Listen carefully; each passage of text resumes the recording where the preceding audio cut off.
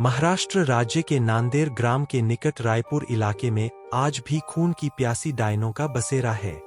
स्थानीय लोगों का मानना है कि यहाँ रात में गुजरने वाले लोगों को डायन पहले तो अपने वश में करती लेती है और बाद में उस इंसान का खून पीकर स्वयं को अमर करती है। वहाँ माना जाता है कि यह इलाका डायनों का है। यहाँ पर इंसान का कदम रखना खतरे से खाली नहीं है और अगर आप वहाँ पर गए तो किसी तरह की गलती आपके लिए काफी नुकसानदायक साबित हो सकती है। अगर आपको यह यकीन ना हो रहा हो तो आप यहाँ पर किसी भी पेड़ों में कील गाड़कर खुद ही देख लीजिए, लेकिन आप लोगों का मौत से सामना जरूर हो जाएगा। आप लोगों को भले ही यह अंधविश्वास या अंधश्रद्धा लग रहा हो तो इस भूतिया गांव का यही दस्तूर है। इस भूतिया गांव को अभिशप्त माना जाता है। यहाँ पर एक दो नहीं बल्कि सारे इलाकों में डायनों का बसेरा जमा हुआ है। नांदेड़ के निकट इस छोटे से गांव में डायनों की अब पूरा राज्य बसा हुआ है। यहाँ पर ऐसा माना जाता है कि पहले यहाँ एक डायन रहा करती थी, लेकिन डायन ने गांव की कुछ लड़कियों की आत्मा को अपने वश में करके उनको अपने साथ लगाई। आज वही लड़कियां इन डायनों के साथ मिलकर खुद को अमर रखने की कोशिश करती है। यह गांव की वही जगह है जहां वास्तविकता में यहाँ के पुरुषों को रात में निकलने पर प्रतिबंध है। कब किस कौन सी जगह पर डायन उन्हें अपने वश में कर ले कोई नहीं जानता है।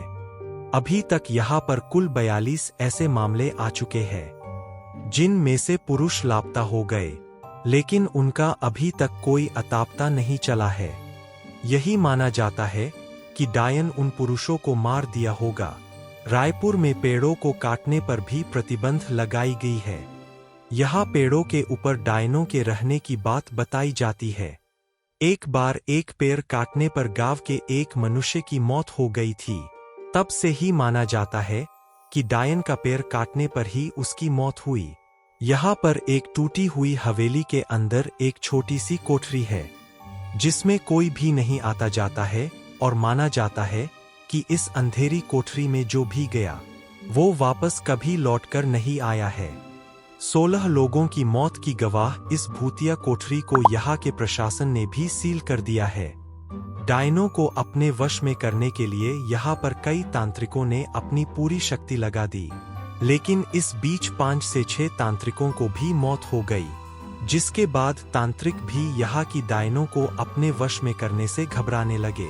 कहा जाता है कि गांव में हर अमावस्या और पूर्णिमा की रात को कोई बाहर नहीं निकल। हालांकि यह काफी पुरानी बात है। अब लोग अपने घरों को अच्छे से बंद करके घरों में रहते हैं। गांव के कुछ लोगों ने यह अनुभव किया है कि अक्सर रास्ते में चलते वक्त उन्हें अजीबोगरीब आवाजें सुनाई देती है, लेकिन पीछे मुड़ने पर कोई नहीं होता। गांव के रंजीत नाम के व्यक्ति ने तो अपनी बाइक पर एक डायन को लिफ्ट तक दी थी।